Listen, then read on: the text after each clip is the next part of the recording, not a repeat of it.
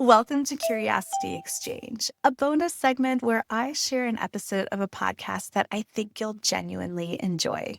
This is our very first Curiosity Exchange, and I'm so excited to kick it off with the podcast Legends and Lectures, hosted by Michelle Franklin. In this episode, I'm actually a guest on the podcast, along with Mark from ArchaeoSoup, and we talk about artifacts. This conversation was prompted by a new series on my YouTube channel called Artifact of the Day, which I talk a little bit about on the podcast episode here.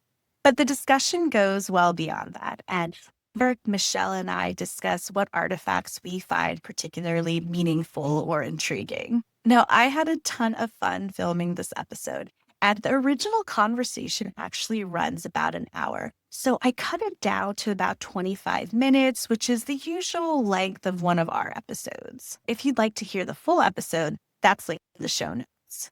So if you're curious about artifacts and the stories they carry, keep listening. Welcome, everybody, to a very special episode of Legends and Lectures. Dr. Smiti Nathan is here with us today to talk about her new podcast and talk about a new feature that she has on her channel. So the podcast is Curiosity Meets the Past, of which I've been a guest. So I'm not only a fan, but I'm also a member. And you were a great guest. So everyone should watch Michelle's episode. We talked about language and the history of certain words, which was really fun. Mark is hopefully going to be a guest soon. And the brand new video series that you've been doing, which I love, which was suggested by your child, is the Artifact of the Day. So please tell everybody what Artifact of the Day is. All right. So I want to be clear. My child was the inspiration. I don't think he knew what he was suggesting when he was complaining. To dial back a little bit, I have an elementary age child, and they were doing a unit on animals of sort. I don't know which animals, but animals in general. And his teacher would pull up fact of day videos, and he loved them. And these were small videos, I think 2 to 4 minutes long, and they just gave an overview of an animal. So they maybe did lions one day and cheetahs the other day. He's really into big cats, so that's what's prominently in my mind.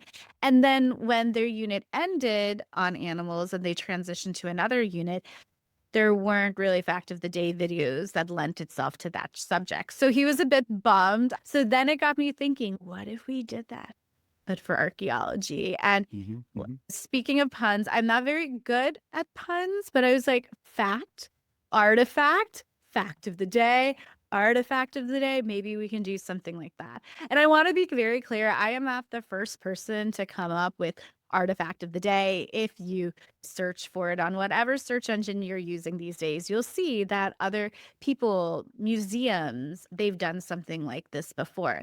But I think what we're trying to do that might be a little different is, one, it's on our channel, so it will be different than what's out before. We're not copying people's stuff here, but we're just trying to spotlight certain artifacts, especially those that might be a bit unexpected or surprising in the archaeological record, and give people a good enough overview. So we're trying to keep it short. So these videos are anywhere from 2 to 8 minutes in length. They average, honestly, more 2 to 4 minutes, but you get a good enough overview. You get a visual of what it is, some scholarly interpretation, but also just interpretation in general. And also importantly, why that's important or relevant to us today.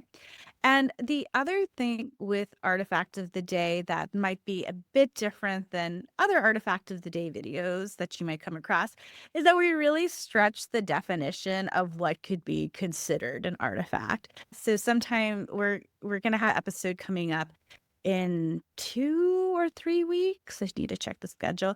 That's looking at a certain type of geoglyph, and whether you would count that as an artifact or not, that could be somewhat questionable. We featured the Temple of Dendor, and you could argue whether that's an artifact or not. So we take a very broad approach to artifacts in the series. So that's probably another differentiator. And that's great for us because we can feature a lot more things. So, with that in mind, when can something be considered an artifact? Is my drink bottle an artifact if I'm done with Yes. it? So is it always an artifact then? I like to take an expansive approach, but I want to hear what Mm. Mark has to say.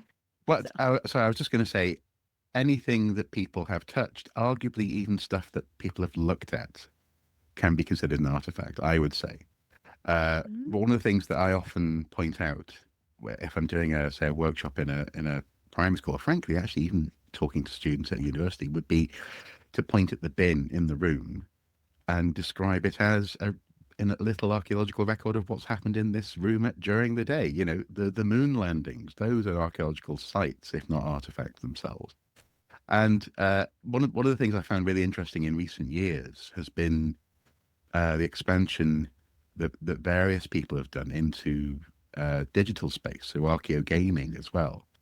And because there you have this sort of multifaceted question of artifact, in so much as, first of all, there's archaeology often in the game. There's landscapes, there's artifacts there. They have their own in-game lore and context. But then the game itself is an artifact. So the Mhm. history that's being presented is someone or a team's perspective on what history might look like in that world. That is a decision. That's an artifactual moment that can be recorded. But then even on top of that, I asked this of I won't name him because I don't want to make it too clear that I'm annoyed with him. But I asked him, well, what about DLC? You know, downloadable content. Is that unstratified material? Is that material that you can't guarantee will come with the game itself, but nonetheless adds to the understanding of the mm, site? And he never got back to me. But yeah, in that sense, for me, I think that's a very good idea. Is to take artifacts in its broadest sense. For years now, for my part over on ArchaeoSoup, I've been doing a series called Archifacts. mm. So archaeology fact, as it archifacts, and that's not looking at something specific, but often it's a little meditation about an idea, often with a very Ooh. much tongue-in-cheek kind of humor around it as well. So, I love these sorts of series, and already you've mentioned things there that I had never heard of. So I look forward to seeing where they go. So speaking of artifacts and not only that, but I mean interpretations do change over time. As we're going to see what my first artifact, which is the very famous Lovensmensch figurine, the Lion Man figurine, which I Ah, just learned last night. My neighbor knew the man who actually found it and put it together. That was really incredible. And she showed me the original book that he wrote about the lion figurine. This is a figurine that was found in Germany. And I talk about the interpretation because for a long time, people didn't know. It's about 38,000 years old. People didn't know if it was a lion, if it's a man, if it's somebody in wearing a lion costume, mhm. if and some people even questioned that maybe it was a woman. And then recently it was again discovered that no, there's a piece that is very obviously belonging to a male figure, winkety wink.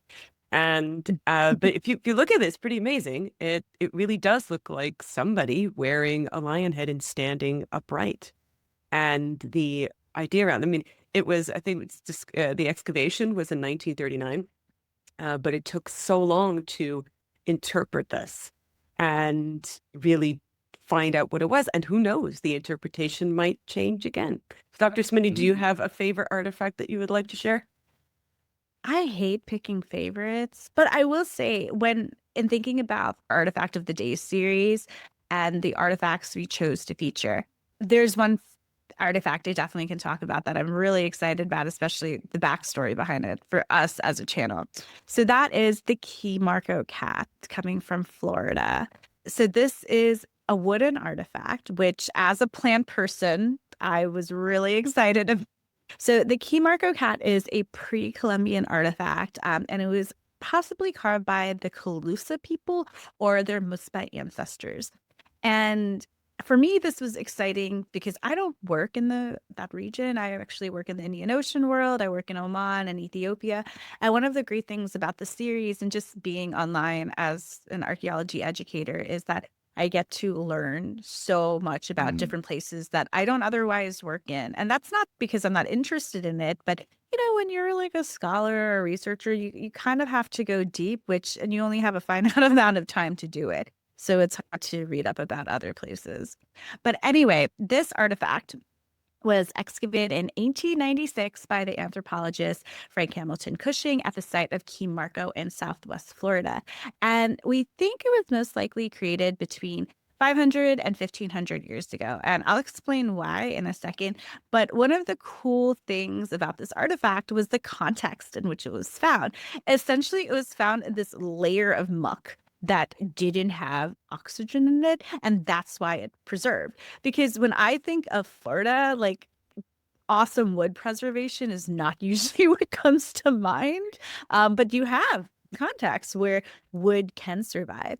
And yeah, so essentially in this layer of muck without oxygen, this artifact was able to preserve. And what's interesting is if you go back and look at the excavation notes, certain objects, as they were being kind of unearthed, they were getting disintegrated because as soon as you get that oxygen exposure, it's a ticking kind of time bomb in a sense. So then going back to the cat itself, it was really fun to get into the possible interpretations of what this could be. It is called a cat, but that's again our modern kind of sense making and categorization of it. I remember reading the book about Florida's Key Marco cat, and oh my gosh, it's by Austin Bell. It was a fascinating book. It's a book just about this cat and figurine. But there were even questions of whether it was even a cat at all. I think he showed it to some people and they were like, "Is that a squirrel?" And I thought, That sounds like he's showing them like a crayon drawing he's done. Like, like, yeah. who knows? So yeah, so then there were ideas that it could be a person in transition from being a human to be a panther, that the colloquial term of panther was thrown out. It's actually a mountain lion, I believe, if we look at the scientific taxonomic categorization were considered. But there was also other theories of how it could be used, from sacred furniture to representing a living deity. And it was such a fun video in general to just go into because it was using these frameworks and critical thinking and interpretation we're taught and doing it in a different context than what you've studied in. So you really get to be like, okay, like let me go through kind of how I've been trained to approach this and see if I can do it kind of elsewhere for a video. So being really clear, I am not an expert on this artifact, but I'm just really excited about it. And it's just kind of cool to look at too. It's okay. What is this? It's one of those things that maybe it's me and because I'm an archaeologist and slightly awkward and strange. I think about it. Could it be this? Could it be that? How did that get there? So yeah. So that's my artifact, the Key Marco cat. Mark, you are also awkward and strange. So tell us, as we all are on this channel, tell us one of your favorite artifacts. My initial pick, I've got a few picks here, but the one that I'm going to pick because I'm a good Welsh boy is the Mold Gold Cape, or as Michelle learned the other day, Urwyth Grug is what the place is called in Welsh. And it's called a cape. It's essentially a pressed solid gold sheet item of clothing that goes around the shoulders, covers the shoulders, so you can't really use your arms in any meaningful way. So they're not reaching up above your shoulders. And it dates to between 1900 and 1600 BCE, found in 1833 by workers in a gravel pit. So not what Mold or Urwyth Grug is in North Wales, not too far from where I'm from. And I came across this in the context of a ghost story. People would tell a story of how on the road, sort of between, let's say for argument's sake, Denby and Mold or something, you would hear of travelers going in the dark and they'd just see this light in the night, this golden shining light that would scare the bejesus out of them, and then travel through them and keep on going along the road, and they'd follow it and go through the forests and pushing bushes out the way, and they'd see it disappear into the hillside. And this hillside came to be known as Goblin's Hill, or Bryn yr Echlon, which an awful lot of hills. If there's anything that's slightly bumpy in North Wales, it's given a mysterious name. And this place was being used for gravel. Well, it's not entirely clear whether the workmen were digging or refilling a gravel pit, but nonetheless, it was gravel for building purposes. And it's a curious one because the Gold Cape is quite intricate. It's got bands of pressed decoration, almost looks like beadwork, or even fabric in gold. Probably had leather lining. Some copper sheets were found with it as well that might have been part of the construction, and also fragments of cloth, I believe.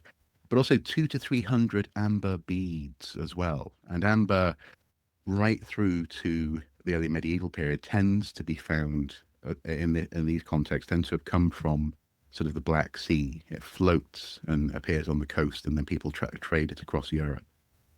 So this person, whoever they were, male or female, it's not entirely clear, um, or some third entity in that sense, was very individual. And in that sense, the Bronze Age in this part of the world was making some people very much different from the people around them. The Gold Cape represents quite possibly a power structure across North Wales. And incidentally, the copper ore mine there was the largest in northwestern Europe. And they were probably bringing in tin from Cornwall, making bronze, and getting very, very. And I'm not. And this is an interesting point that I don't know if you guys have an opinion on this. I always struggle to use the word wealthy. Is it right to say wealthy? And it's hard not to sort of slip into like a capitalistic, this person was a magnate of industry. Well, were they? Or did they just know a secret? Did they just know how to mix copper and tin together to make bronze? Or It's maybe hard not to. the use of that metal was ubiquitous throughout their culture. Maybe it wasn't a symbol of wealth at that point. Possibly, possibly not. I mean, it's a unique object. There's only one of the amber beads which survives. The rest, it seems, were picked up by some of the workers when they found it. And also, actually, bits of the cape were also chipped off as well. I think it's been slowly but surely reconstructed over time. And Wales is known for gold. You can go gold panning in some rivers today. It is a place where you can find gold, but I don't think it was ubiquitous. I think it was. This is a special person of some description. And I suppose one final thing, just on the note of being a good Welsh boy, is to say that it'd be wonderful to see it not in London.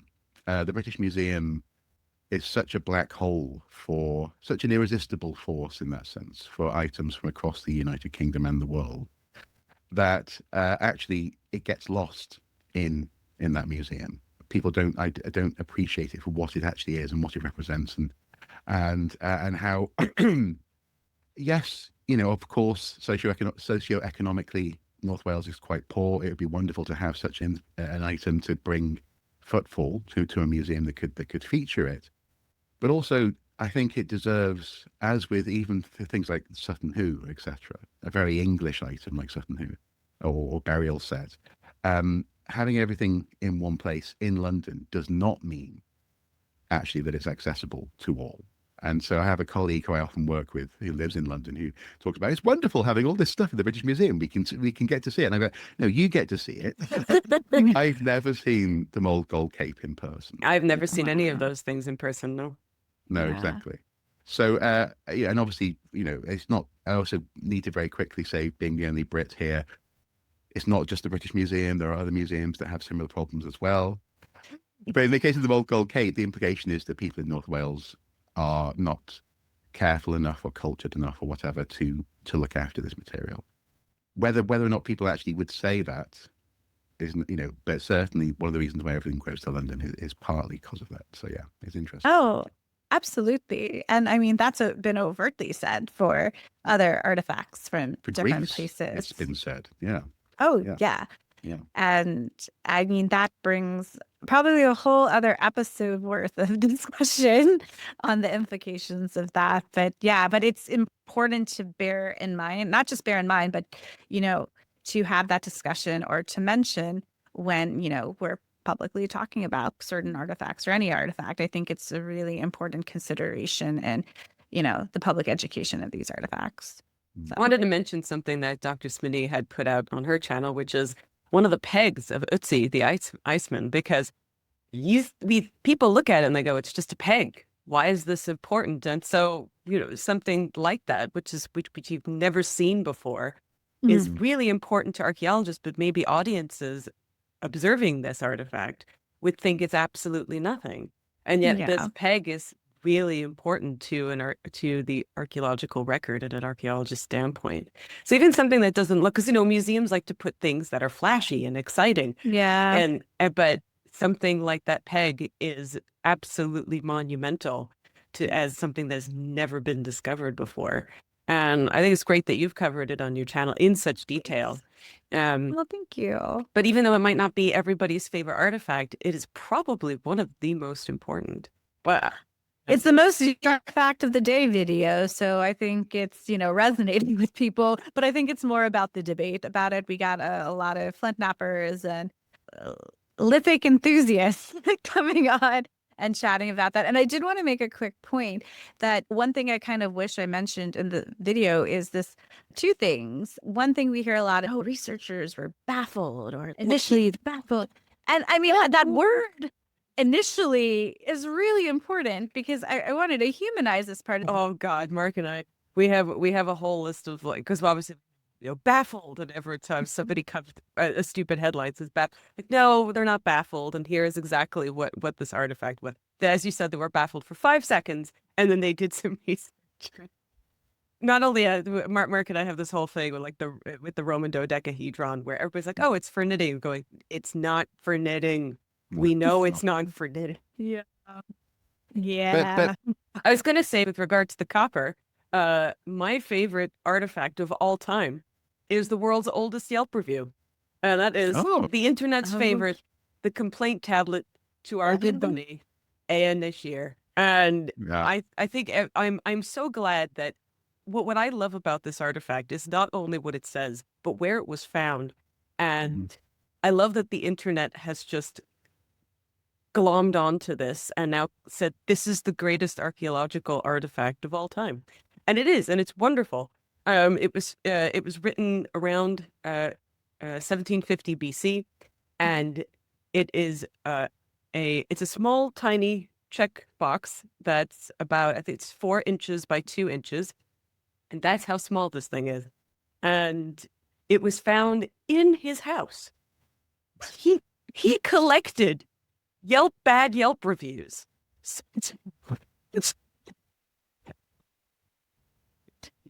And it Wow. wasn't the only one. He collected. We'll never know really why. Either he collected it as a suck it, Nani, or he collected it because maybe he did take it to heart, because the whole thing is Nani, the person who bought copper ingots from him, complaining that these ingots are shit. And that she doesn't want them, and that she's going to return them. But this Nani sent technically Nani is a man, not a woman, but Nani sent his servant with the money to complete the transaction, but with the complaint. And so he kept the copper was substandard and not accepted, but he kept this, and they know we discovered this because they found it in Andashir's house. And we even know with the room that he kept it in. And I think that's just so delightful that one bad comment, man, it can slice through everything. But a good lesson in why context matters and is also delightful. This is why I think archaeology is a wonderful way of getting people to talk about history, is that it's dealing with, it's bottom up, isn't it? It's dealing with stuff that you can handle, stuff that you can hand out in some circumstances, and stuff which is the stuff of life, and obviously I don't want to go down that sort of midnight student rambling kind of thing, what does it all mean? But it's just beautiful to have those little moments. And I think having, as you say, an artifact focus is a great way of just having people just, it's like a thought for the day, and it's gorgeous. Yeah. That's the important part of artifacts, though. Why look at them? Why study them? Why do we have an interest in them? It's because they're a connection. They're a connection to humanity and life and another time that we might not know anything about. and they're important to the continuation of culture, the continuance of history.